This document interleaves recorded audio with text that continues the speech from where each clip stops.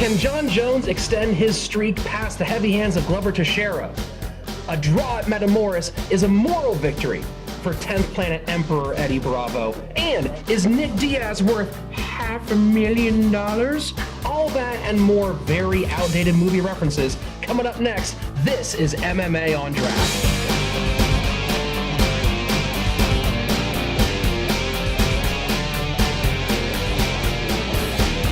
Welcome to MMA on Draft on First Run TV. We're coming to you from Petey's Place in Tarzana, California. I'm Rich Slaton, joined, as always, by Dawna Gonzales and Gary T. And this week, filling in for Joe Cervelin is 10th Planet Burbank headmaster and professional fighter, Jared Carlston. Thanks for joining us.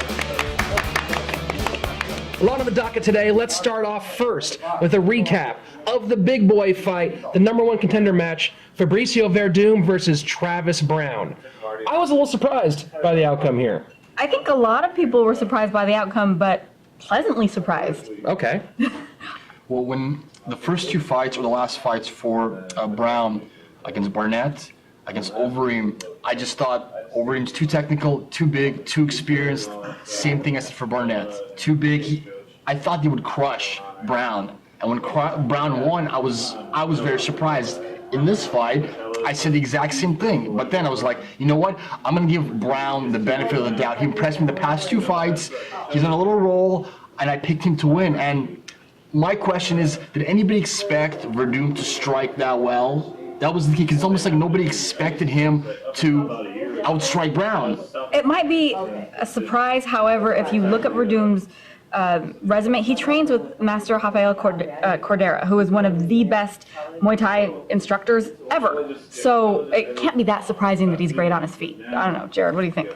I mean, for me, it's a victory for jiu-jitsu, period. I mean, it's showing how much the sport is evolving just as a whole, whereas a black belt in jiu-jitsu now striking with the striker, not actually outstriking a striker. Like, for me, it was great to watch, and it's just showing you where the sport is heading. Do you guys think this exposed some weaknesses for Browne? Yes, he had the broken hand and the broken rib and the broken yes. foot. All those things happening in the first round. But we've seen this pattern now of Browne just taking a beating early on in his fights and then Scott Smithing his way back into a win. Well, I think he may have underestimated Werdum, and that could play a lot into what happened.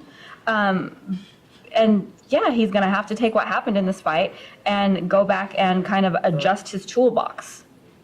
I think he definitely took him lightly. I mean, he wasn't expecting for him to have that type of fire with his hands, with his feet. I mean, a lot of us have seen him evolving in the last couple fights that he's had, but to see what he was doing as fast as he was as a heavyweight, he's a force to be reckoned with in that heavyweight division now. He's definitely evolving as a fighter, and it's going to be good to see him in his next fight. Which is what we thought about Browne after his last two performances. So it means that everybody needs to step up their game in the heavyweight division because, you know, for the last two fights, coming into this one, everybody's like, oh, Browne's going to take this because of what he did with Overeem and Barnett. And then he comes in, and Werdum was like, raw, and just like beasted out and put up one of the best performances we've seen in a long time. And how about the idea, sorry for interrupting, how about the idea of playing it safe? Dana was complaining that Werdum maybe played too safe, he could have finished him. I didn't see that. How about the idea of just fighters playing it safe? What do you guys think? Is there such thing, or your opinion, fighters to do that? I mean, I'm a professional fighter myself. I mean, you have to be in that moment to understand what's happening. When you're facing off against another man, you know, that's a different animal right there that most people have never exposed themselves to. So if you haven't done it, it's hard to feel that tension. And at different moments in the fight, you're going to feel that moment of drawing back instead of being more aggressive, because you know that if you put too much force into that aggression, it can lead to you getting clipped, especially in that heavyweight division. All it takes is one. It could lead to you getting clipped or falling into something, and it doesn't take much. So these are like 4-ounce gloves. You clip a person just right, they fall. So you're saying playing it safe in some ways is a strategy? There's times for everything, and if you don't feel that moment, it's better to play it safe than so much put yourself out there for their careers, for their paycheck, for their future. so if you're winning the fight, then it's not so much playing it safe as the strategy to continue to keep winning the fight. Because I mean, as a fighter, you wanna look good doing what you're doing, and you don't want to make that guy look good, countering what you're doing. Yeah. So he's going to be looking to counter like you're going to look to counter his action, and as that action is happening, then you want to draw him into that aggression.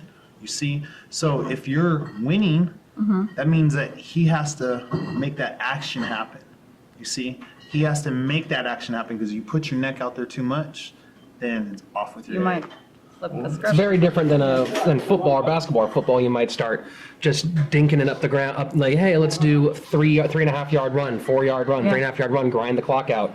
If you start bombing on the field, you might lose, but your loss doesn't mean that you get knocked the hell out. Yeah. Doesn't mean you get your arm ripped off. It's a very different. The stakes are different. Very unforgiving sport. Yes. Yes. If Sonnen played safe for the 5th round, he could have been the champion against Silva. Well, what would playing it safe have been for Chael Sonnen in that situation? Because Right, on the he was on winning the the fight. feet, Yeah. not being on the being on top on the ground where he'd been winning for 24 minutes, that's playing it safe for him.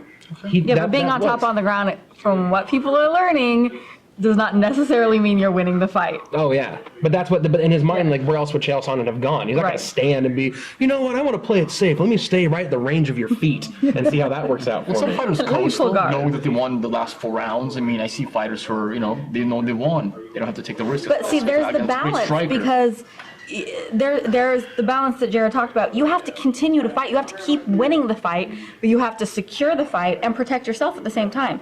It's a tap dance on top of a fight. Not It's to a mention, chess game. It's definitely a chess game. I mean, you're looking for that person to make that mistake so Yeah. you can counter them. And if you get a chance to draw him in, then that's going to be the end of it, regardless with a submission or a knockout. Yeah. It's MMA, so I mean, you have all aspects of the fight to worry about. It's not just like you're worrying about just his hands or just his feet.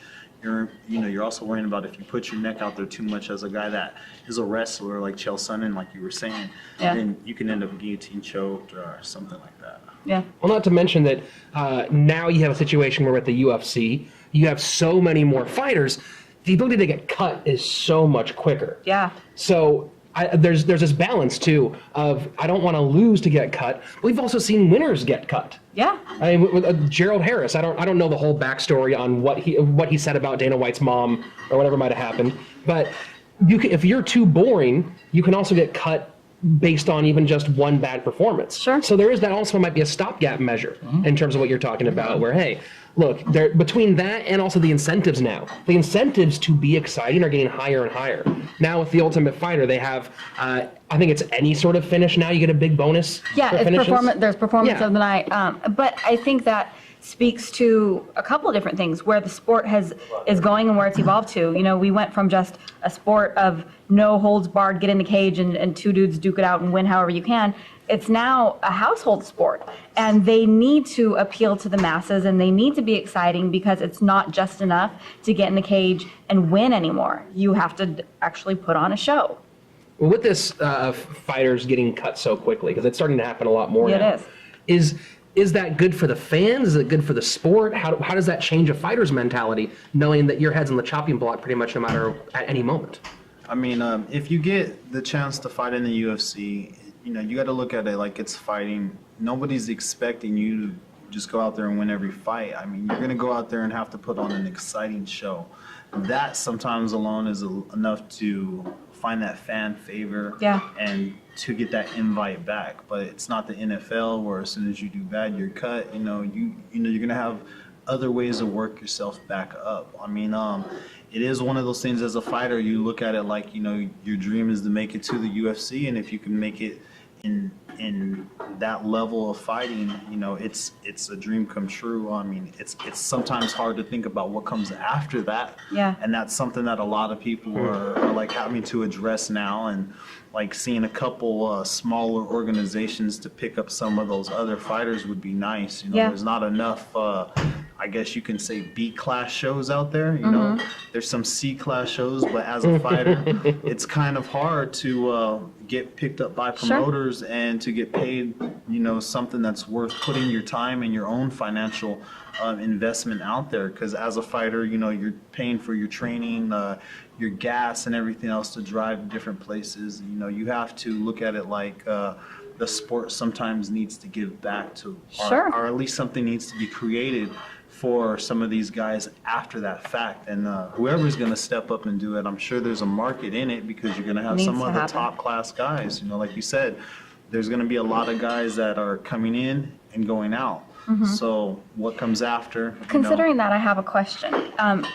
Now, not only do you have to train standing up on the ground, the transition with wrestling, but how much, what's the word? How much does your personality come into effect as you're preparing your career, considering all of these factors now? I think that's a place that a lot of fighters have to focus on, training themselves. I mean, for me, I was on the Ultimate Fighter myself, and when I had that type of exposure to the cameras, the lights, and everything else, I mean, it was a little bit of a shell shock at first. I mean, now it's made me a little bit more open to, I guess you can say, being on camera and talking to people and the exposure.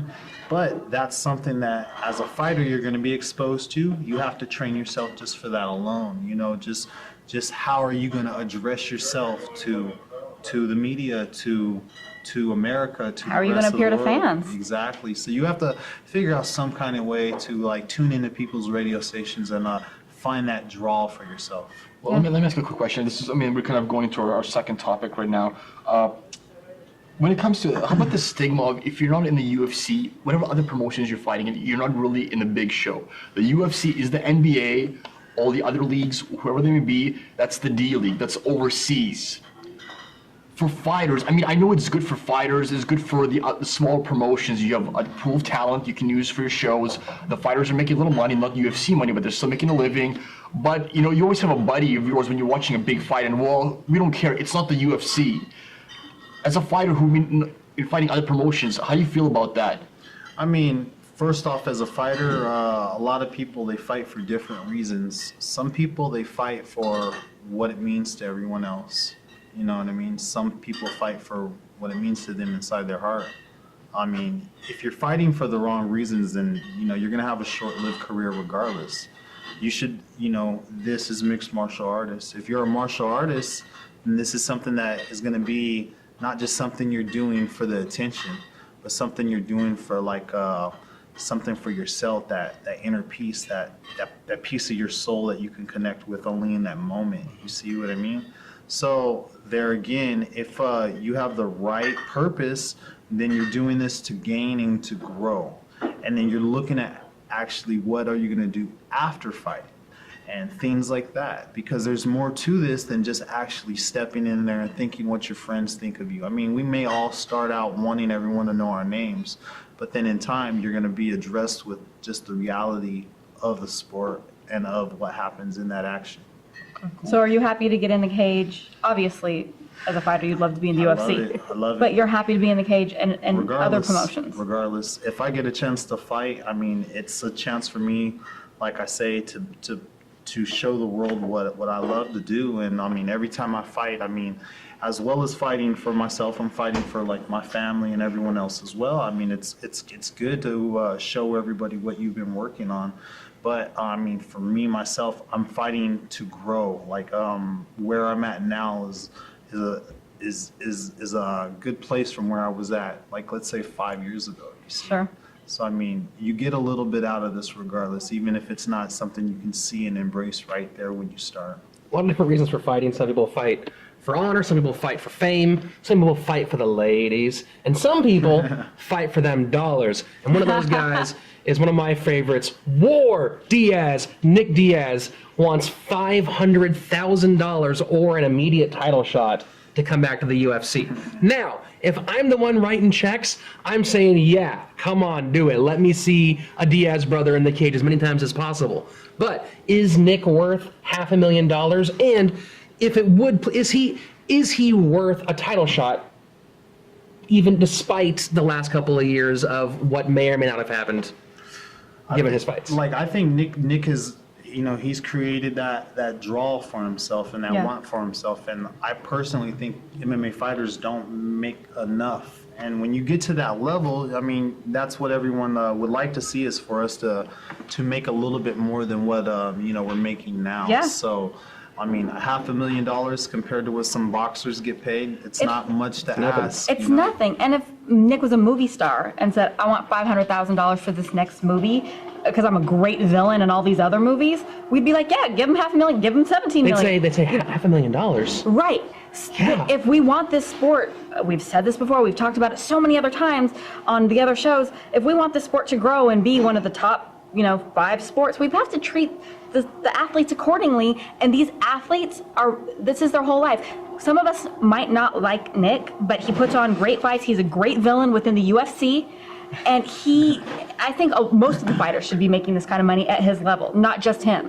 Not just Nick. Other guys. What about the title shot stuff, though? Absolutely. Absolutely. I don't think I think it's silly when we see a title shot and one person gets $500,000 or $200,000, and the incoming fighter is only like making $15,000. Like there's a huge discrepancy. If you're up at that level, we've got to start bringing the income. The UFC is making enough money. But as a regular Joe They can do fan who works a regular job, seeing a fighter, I want 500 G's, I ain't fighting. Then to go to the movies either. Then Start training. Stop complaining about being a regular Joe. I know. No, I'm just saying, how about 400,000? So, about 300, 250? I mean, we're talking about hundreds of thousands of dollars here. I'm a fan of Nick Diaz. I don't think he's worth 500 G's. I don't think he's worth a title shot, but he should ask for the 500 G's. As long as you deserve it, you really deserve your worth, that kind of money, he should fight for every penny. Well, he's all the worth fighters are. $54.99, I'll tell you that much. Yeah. 'Cause I'll be paying it. I'm just saying, if Dana White offers him, I'm not giving you 500, but I'm going to give you 300. No, I want 500. Is 300 little? I mean, it's not... Again, in the grand scheme of things, it's still such a baby sport, and that seems like a large number, but really put it in the context of other sports.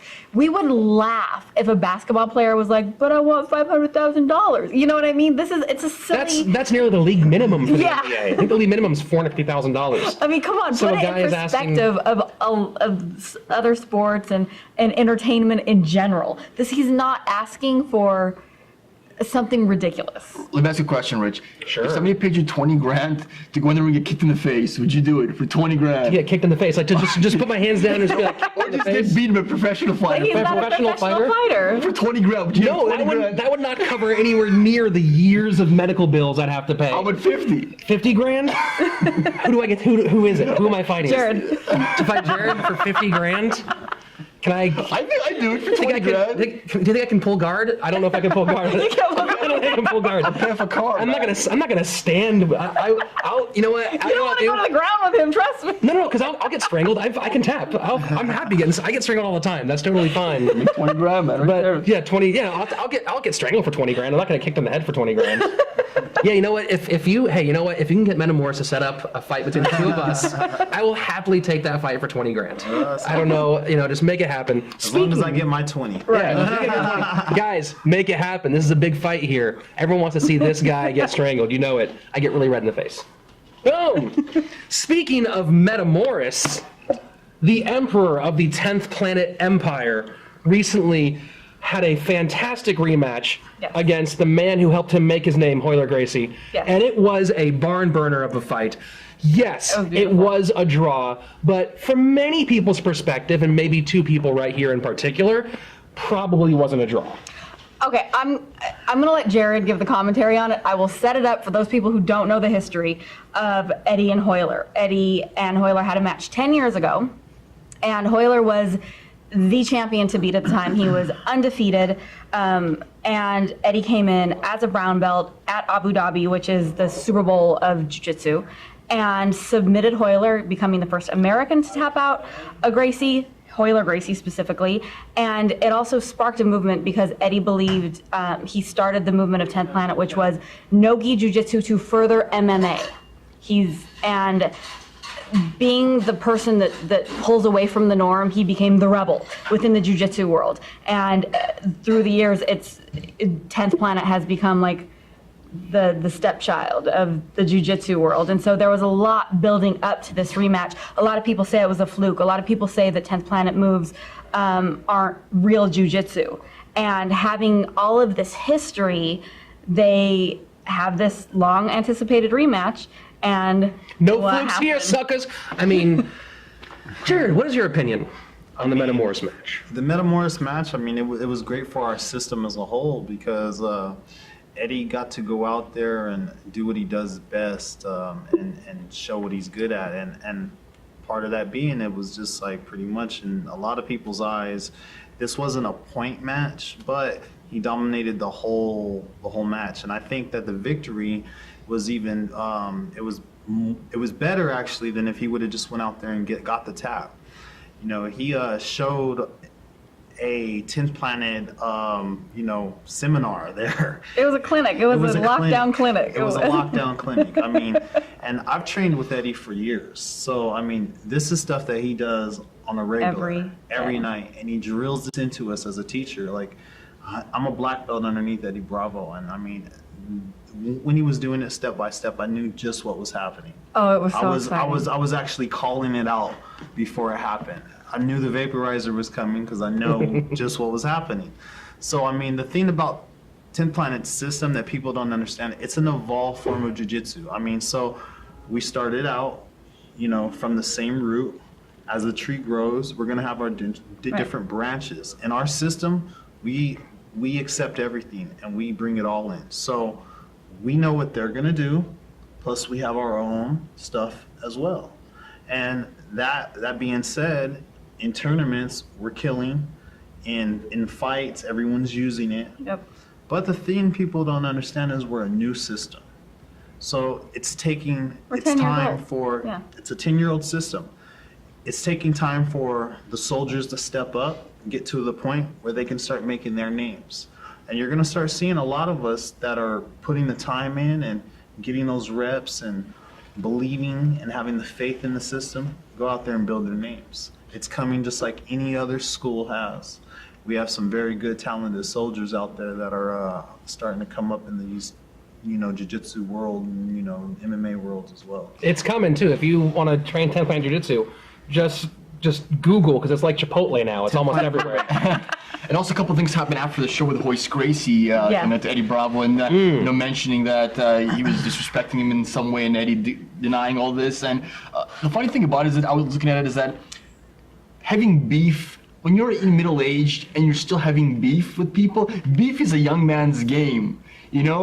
Hoist Gracie should be an enlightened individual where even if people are talking smack, he's Hoist Gracie. He's got the name. He's nothing to be. Nobody can say anything bad about him. Right. So you can't take away his legacy. You can't. So I think that maybe he needs to pay attention to his image with the fight fans a little bit more, because his legacy is in place, and you can't take anything away from that legacy. So sportsmanship is a thing, and there you go. If Renato Laranja is any indicator, Brazilians have a hot temper even as they get older. That's true. So sometimes they just can't contain that. Maybe he'll come on our show one day. Maybe one day, tell us about Renato, that. this is, what's up, dude? Talking to you.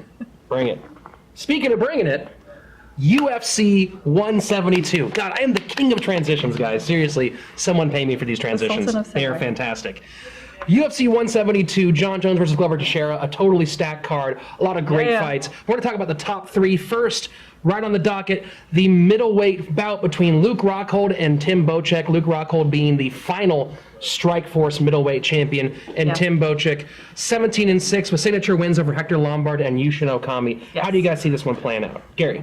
Bochek will gas out after the first round. You think? I think so. I think Rockhold will take it. I think he'll take. I don't want to say knockouts because Tim is a tough guy. He's a big guy, but I think he'll gas out, and Rockhold just looks like he's physically able to do much more. I say going to decision also, probably Rockhold. Decision for Rockhold. Yeah. Okay, 2 for Rockhold. It's an MMA fight. I'm a fighter sometimes. You never know. Never know those predictions. Like that. Somebody's dropping some stuff live. Actually, that was just Tim Bochek got tired and gassed out and dropped all the pans back there. It was really weird. So yeah, anything can happen. They're very small gloves. That's true. Luke, but let's put this in context too. Luke Rockhold, only 2 losses in his career. One of those losses, the only recent one, being to TRT Belfort, which that's going to be one of those ones in the long run people will look at is what when you're dealing with Terminator juice, what's going on. Right. But his only loss is that I think it wasn't a wheel kick was the way that finished that one. Yeah. So that's the only loss It was recently. beautiful, too. Oh, it was a beautiful kick. It was beautiful. But I think that Luke Rockhold is just a step above. And if we're saying, yes, anything can happen, I'd say I'd give it 70-30 to Luke Rockhold. Okay. 70% Luke Rockhold chance, 30% So when Tim we're looking at the Boetsch. percentages at the beginning, he's got a little bit higher. Yeah. All right, I'd say that's a pretty decent one. Okay. Next up, a fight I'm excited to see, mostly because I'm getting really tired of one of these two fighters. Phil Davis versus Anthony Rumble Johnson. Phil Davis, of course, big wins over Gustafsson and more controversially against Machida. And Anthony Rumble Johnson, unceremoniously dropped from the UFC after many weight issues, has been all the way from welterweight to heavyweight and now at light heavyweight. Right. Here back in the UFC for the first time following a 6-fight win streak Yes. outside of the UFC. How do you guys see this one playing out? I say you're not going to be able to compete with the wrestling of Phil Davis. I mean, he's pretty well-rounded, and he's doing. He has some great training partners. I mean, we've seen Anthony's strengths, and his strengths are his striking, is not his wrestling. Even though I'm sure he's very defensive with the team that he works with. I mean, that's world-class wrestling there. Very true. I have to agree. Phil Davis's wrestling is just on another level. I think he's. Yeah, I'm gonna have to go with Davis. He's gonna give him a run for his money, no doubt. I'm going with David just because I like his smack talk recently, and I think he can back up the smack talk. So Okay. Sure. And, do you disagree? I've been so annoyed with Phil Davis's talk the last couple of days. It's so annoying.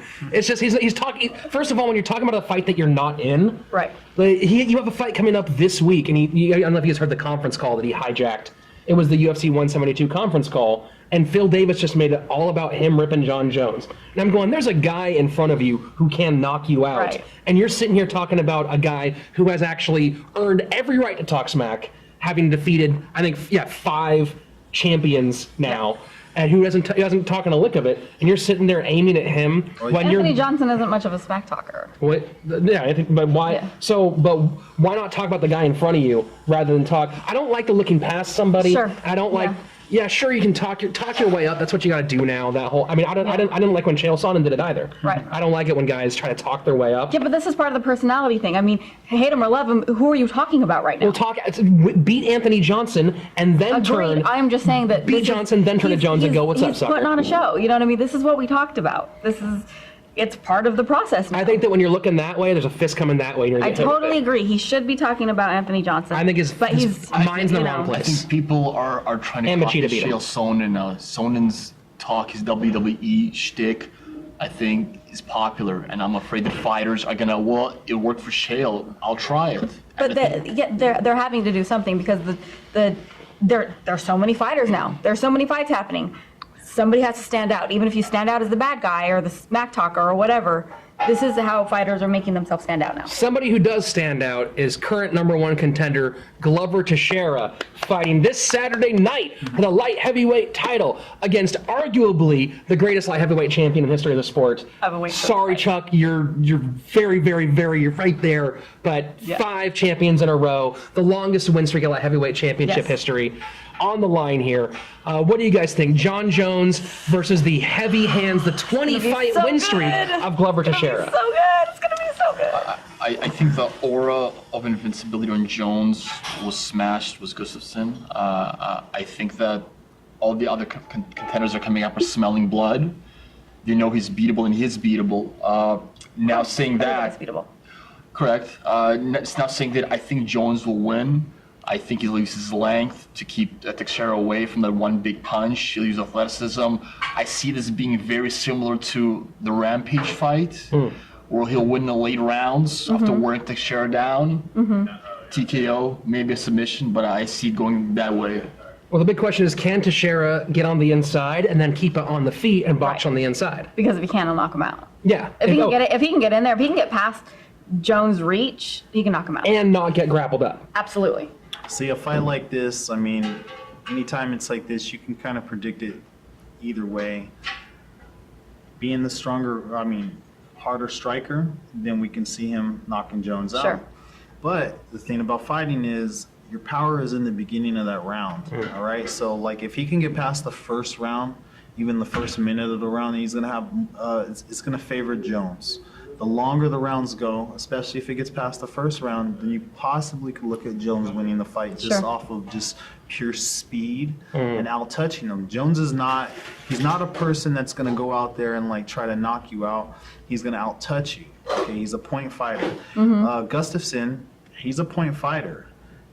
This other guy that he's fighting, Teixeira, I can't say his name for nothing. That guy there, he's more of a knockout artist, all right? He has a lot of power. Yes. He's going to put a lot out there. Jones has every bit of what his kryptonite is, because when he takes him down and ties up with him and puts him against that cage, he's going to drain that battery. Yeah. And the more that he grapples with him, that power is going to fade. So you'll get him within the first round to have it, every bit of that dominance in striking. But after that first round, he's going to start to get drained. That battery's going to get drained, and then he's just going to be just as strong as John Jones, but a little slower. Well, you can tune in on Saturday to find out who the new or old champion will be. From First Run TV, this is MMA on Draft, filmed at Petey's Place in Tarzana, California. I'm Rich Slaton. Gary Teperman. Dawna Gonzales. Joined by Jared Carlston of 10th Planet Burbank. We may not be fighters, but we are Monday Morning Cornermen. See you next time.